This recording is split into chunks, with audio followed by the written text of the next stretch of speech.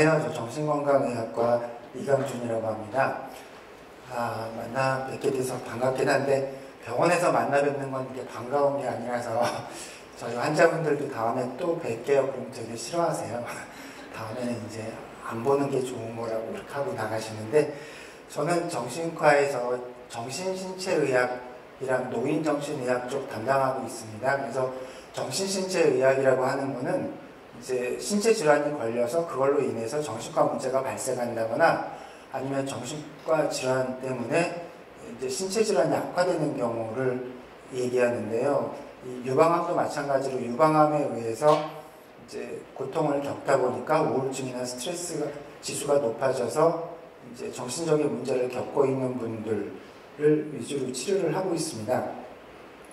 그래서 한번 구체적으로 유방암에 의한 정신적인 스트레스에 대해서 좀 알아보고 치료 방법이 있는지 여러분과 함께 잠깐 20분 정도 살펴보도록 하겠습니다. 유방암 환자분들께서는 아무래도 유방이라는 게 여성성의 상징이기 때문에 이 절제술을 받는다든지 그러면 아무래도 나도 모르게 열등감이 생기기 마련이거든요. 그래서 내가 여성성을 상실했다, 매력이 없어졌다, 이런 게 무의식적으로 머릿속에 떠오르기 마련이기 때문에 아무리 괜찮다고 하더라도 그거를 극복하기가 쉽지는 않습니다. 그래서 뭐 수술한 게 붕대를 풀고 자신의 모습을 처음 봤을 때 너무 끔찍했다. 그 다음에 남편이 내 가슴을 보는 거가 너무 싫다. 그래서 남편과의 관계가 순조롭지 못하다. 남들이 내가 수술받은지는 모르겠지만 그래도 남들이 나에 대해서 안 좋게 생각하는 것 같다. 이런 자꾸 안 좋은 피해의식이 생기기 마련이거든요. 그래서 여기에 대한 문제가 좀 있다는 것을 말씀을 드리고요. 여기 또 식욕이 없고 잠이 안 오고 이러면은 치료를 받는 게 좋겠다고 말씀을 드리는데, 우울증은 진단 기준이 있어요. 혹시 뭐 웬만하면은 이제 다 아실 텐데, 우울하고 흥미가 없고 잠을 잘 못 자고 체중이 줄고 모든 일에 즐거움이 없고 죽고 싶은 생각이 들고 피곤하고 이런 여러 가지 재반 증상이 2주 이상 지속되면 우울증이거든요. 그래서 살다 보면 누구든지 우울증이 생기실 수 있으세요. 애인이랑 헤어졌을 때, 사별했을 때, 부모님이 돌아가셨을 때 우울증이 생길 수 있는데, 그게 한 일주일 정도 있다가 사라지면 우울증이 아니지만 2주 이상 지속적으로 돼서 꼼짝도 못하고 집에만 누워있고 일상생활, 사회생활을 잘 못할 때, 이거는 우울증으로 진단을 내릴 수가 있거든요. 그래서 유방암에 걸리거나 수술을 받으신 뒤에 무기력하고 이런 아무것도 못하겠는 증상이 지속적으로 든다면 한 번쯤 우울증을 생각하시고 치료를 받는 걸 고려하시는 것이 좋겠습니다. 그래서 유방암은 특히 환우에 메이크업 이런 쪽으로 좀 이렇게 같은 병을 앓고 있는 사람들끼리의 커뮤니케이션이라든지 이런 게 꽤 활발하신 것 같더라고요. 그래서 아무리 제가 여러분을 이해한다고 하더라도 제가 유방암 수술을 받아본 적도 없고 진단을 받은 적도 없기 때문에 한계가 있거든요. 그래서 가장 공감을 잘해줄 수 있는 사람은 나랑 똑같은 처지에서 잘 극복한 사람, 그분들한테 도움을 받고 충고를 받고 이러는 게 가장 공감이 있다고 합니다. 그래서 물론 저도 열심히 도와드리려고 노력은 하지만 서로 이렇게 같은 병을 앓고 있는 사람끼리 극복하는 그 과정을 통해서 치료가 더 잘 되고 효과적이라고 알려져 있습니다. 그래서 유방암뿐만이 아니라 암 환자분들은 무력감, 나는 이제 아무것도 못할 거다, 통제력, 내 인생을 내가 좌지우지할 수 없다, 나는 기다리기만 해야 되고 앞날이 불확실하다, 무의식적인 죽음, 그 다음에 여태까지는 내가 다 집안을 챙겼는데 이제는 오히려 아들, 딸이나 남편이 나를 돌봐줘야 되는 의존성, 그 다음에 외모 컴플렉스, 신체적인 장애, 통증, 이런 여러 가지 문제 때문에 문제가 생기거든요. 가족이 아무리 잘해줘도 사람이라는 게 처음 몇 달은 열심히 잘해주는데 시간이 지나면 지쳐요. 그래서 남편도 짜증이 나고 자녀도 짜증이 나고 나도 짜증이 나고 그래서 관계가 점점 서먹해지고 힘들어지거든요. 그래서 그런 관계 붕괴가 꽤 이야기를 많이 하시더라고요. 외래에서 남편이 잘해주는 건 알고 있지만 자녀들이 나한테 신경 써주는 건 알고 있지만 흡족하지 못하고 여전히 짜증이 많고 내 마음을 잘 이해해주지 못하는 것 같아.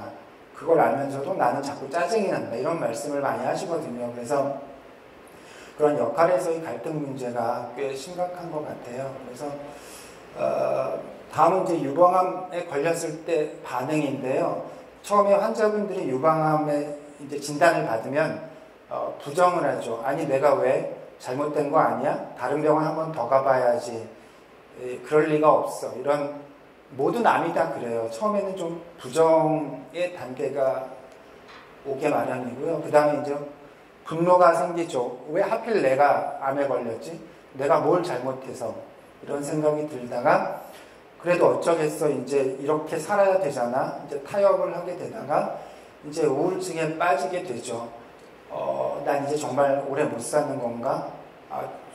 죽음이 가까워지는 건가? 어떻게 이길 수 있지? 하고 이제 우울해지다가 이제 마지막에는 이제 수용 단계가 돼서 이제 받아들이는 거죠. 그래서 가장 중요한 건 받아들이는 건데 무기력하게 받아들이지 말고 극복할 수 있는 힘을 가지면서 받아들이는 게 중요한 문제라고 생각이 듭니다. 그래서 암 환자분들은 적응장애, 우울증, 불안장애, 급성 스트레스장애 이런 것들이 가장 흔하다고 알려져 있고요. 특히 이제 치료 초기에 그 다음에 암이 전이되었을 때, 재발되었을 때 이럴 때 스트레스가 심하거든요. 저 같은 경우에도 이제 건강검진 받을 때마다 저도 의사지만 겁이 나요. 혹시 뭐가 또 새로 나오는 거 아니야? 그래서 지난번에 이제 혈액 수치로 이제 암 표지자 검사를 하는데 소화기 쪽이 조금 수치가 높아서 좀 되게 겁나더라고요. 저만 하더라도 내시경을 해서 이제 괜찮아지기는 했지만 이제 노말이라고 정상이라고 나왔지만 순간적으로 수치가 높은 걸 보고 암이면 어떡하지? 아직 얘들 다 안 컸는데 보험도 안 들었는데 연금은 얼마나 남았지? 적금도 안 들었는데 뭐 이런 여러 가지 생각이 그냥 스쳐 지나가더라고요. 나에 대한 걱정, 가족에 대한 걱정. 그런데 뭐 여러분들은 더 오죽하시겠어요. 진단 받을 때의 그 두려움, 그 다음에 검사했을 때의 두려움, 그 다음에 또 완치되었다고 하더라도 5년 이상 이제 체킹을 하시잖아요. 그래서 매번 검사하러 매년 갔을 때마다 결과가 나올 때까지의 스트레스, 두려움, 불안, 초조 이런 것들 때문에 환자분들이 힘들어하고 불안증에 걸리기 쉽다는 게 보고서에 많이 나와 있습니다. 그래서 국내 논문을 보더라도 유방암 절제술을 받은 환자분들이 불안증이나 우울증이 이렇게 50%, 40%에 걸쳐서 높은 것을 알 수 있죠. 그래서 이런 분들은 대부분 부정과 억압의 기전을 갖는다. 나는 암이 아니다. 부정.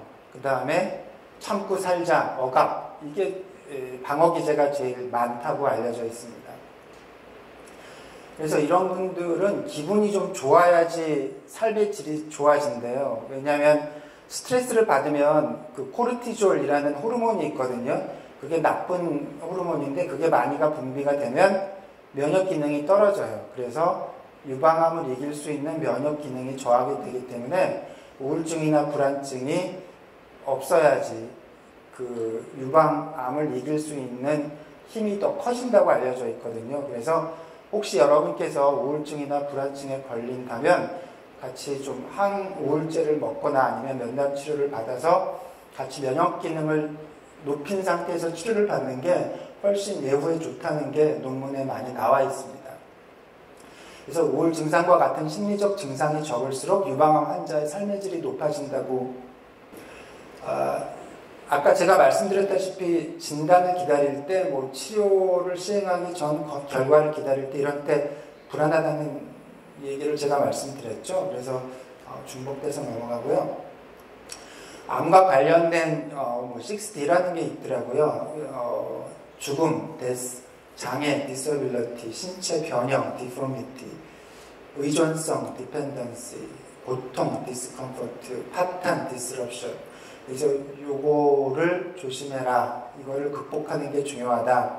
이렇게 나와 있는데, 통증을 관리하는 게 정신과에서는 굳이 아픈데 너무 참지 마라. 통증약은 충분하게 쓰는 게 좋다. 이게 그 보드 시험, 이렇게 정신과 전문의 시험에서도 정답으로 나와 있기는 한데, 간혹 가다가 너무 통증약을 과하게 써서 그 진통제 끊는 것 때문에 되게 또 고통받는 분들이 있으세요. 그래서 일정 기간 통증이 없도록 그 충분하게 진통제를 쓰는 거는 괜찮은데, 너무 과도하게 쓴다거나 장기간 쓰면 나중에 의존성이 생겨가지고 통증을 조절하는데 더 마이너스가 되는 경우가 많거든요. 그래서 적절하게 선생님과 상의해서 통증약은 조절해서 쓰시는 게 좋을 것 같습니다. 우울증은 그 신체적 증상, 피로, 무기력감 이런 것들과 함께 심리적 증상, 그 우울감, 흥미 저하 이런 것들이 같이 나타나고 있는데, 항우울제를 쓰면은 한 4주에서 6주 지나면 좋아지거든요. 생물학적으로 뇌에서 세로토닌이라는 신경 전달 물질이 저하되면 우울증이 생겨요. 그래서 원인이 무엇이건 간에 세로토닌을 보충해주면 우울증이 좀 회복이 돼요. 옛날에 뭐 세로토닌 하라 뭐 이런 책들도 있고 하는데, 요즘에는 약이 좋아서 우울증 약은 의존성이 없어요. 그래서 비교적 안심하고 드셔도 돼요. 예를 들어서 이제 항불안제라든지 안정제는 의존성이 좀 있거든요. 그래서 나중에 뭐 끊기가 어렵다, 치매에 걸린다 이런 부작용을 얘기하시는 분들이 있는데, 우울증 약은 다행히 별로 의존성이 없어요. 그래서 충분한 기간, 뭐 한 1년 전후 정도 먹으면 괜찮으면 끊을 수 있거든요. 그래서 우울증 약을 먹고 세로토닌을 보충해주면 효과가 꽤 좋기 때문에 너무 걱정하지 않고 치료를 받으셔도 될 것 같습니다. 그리고 암 환자분들이 오심, 구토, 식욕부진, 통증 이런 것들이 있는데, 우울증 약들이 이런 것도 좀 도움이 돼요. 그래서 뭐 둘록세틴이라는 우울증 약은 통증에 좀 좋고요.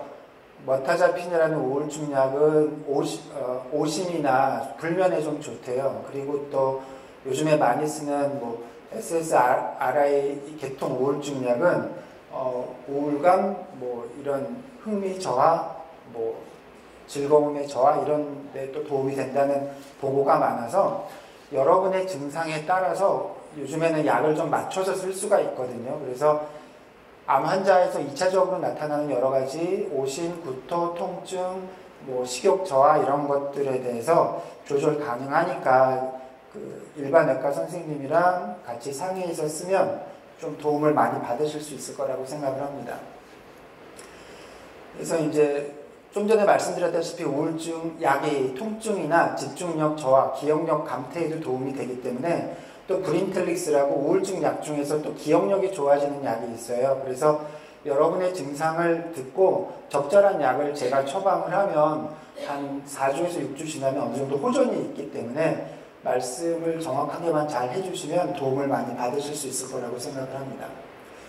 뭐 치료법은 뭐 다 아는 거죠. 근데 이게 알면서도 잘 안 되는 건데, 감정을 적절하게 억제만 하고 억압만 하지 말고 표현을 하는 게 중요하죠. 그렇다고 해서 뭐 막 소리 지르고 뭐 이러려는 게 아니라 그냥 말을 하는 거죠. 이렇게 벤틸레이션이라고 환기요법이라고 해서 정신과에서 말을 하고 속에 있는 내용을 밖으로 꺼내면 그 자체가 치료가 된다는 그런 방어 기제, 그 치료 방법이 있거든요. 그래서 경증인 경우에는 꼭 정신과 안 오셔도 친구 만나서 충분하게 이야기를 하고 속에 있는 얘기를 꺼내놓음으로써 치료 효과를 또 얻으실 수도 있을 거라고 생각을 합니다.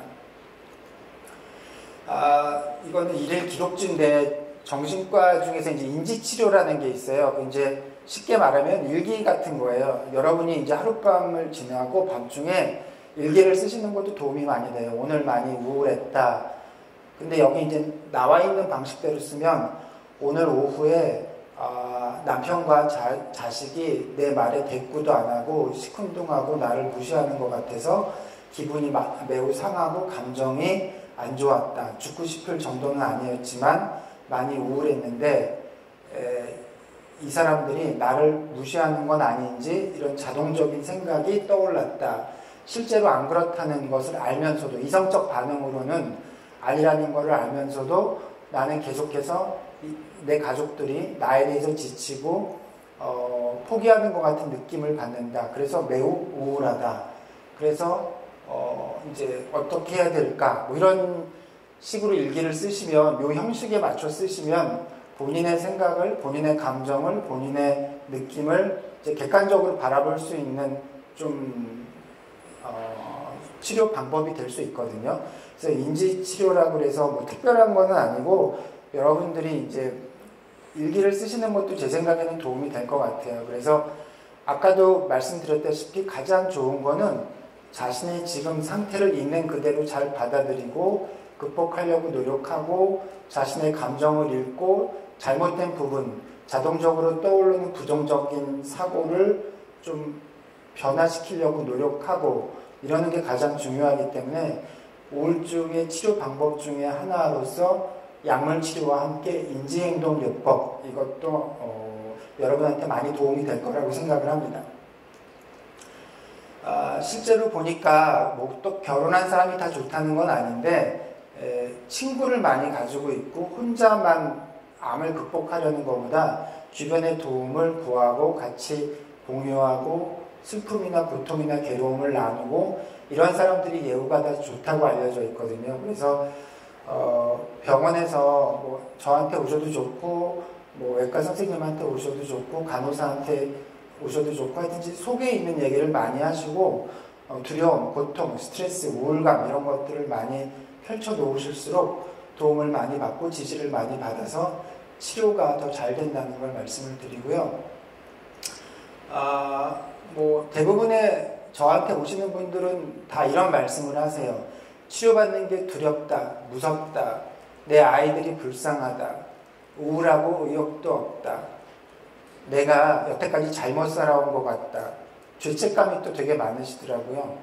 실제로 잘못한 게 없는데, 근데 그게 뭐 누구 탓도 아닌데 내가 잘못 살아서 이런 건 아닌가? 이런 생각 때문에 힘들다 이런 얘기를 많이 하셔서 이제 그런 경우에는 이제 아까 제가 말씀드린 우울증 약을 적절하게 처방을 받고 세로토닌을 보충해서 좋아질 때까지 한 달 정도가 걸리니까 그동안에 좀 참으시고 그 다음에 잘못된 부분, 예를 들어서 내가 잘못해서 이 병에 걸렸다, 이거는 100% 잘못된 말이잖아요.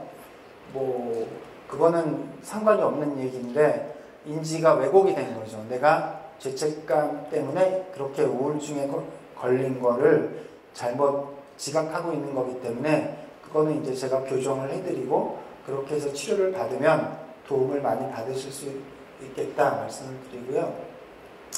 아까도 말씀드렸다시피 비슷한 경험을 하는 환자분끼리 이야기를 나누고 지지를 받는 게 도움이 된다 말씀을 드리고 정신치료의 효과가 비교적 좋다고 알려져 있습니다. 그래서 생존 기간도 더 연장시킬 수 있고 그 다음에 아까 제가 말씀드렸다시피 코르티졸이 또 영향을 끼칠 수도 있고 우울하면 또 일단 약을 잘 안 먹고 규칙적으로 안 먹고 운동도 안 하고 병원에도 잘 안 오고 그래서 생활 사이클이 흐트러져서 의사가 하라는 대로 잘 안 하게 돼요. 그래서 우울증이 회복이 되면 삶의 의욕도 생기고 또 치료 의사가 지시한 대로 또 규칙적으로 잘 받게 되고 2차적으로 좋아지는 효과도 있거든요. 그래서 우울증이 건강유지 행동, 의료기관의 이용, 내분비계의 기능, 면역 기능에 영향을 미쳐서 병의 경과에 영향을 긍정적으로 미친다. 이런 보고가 많습니다.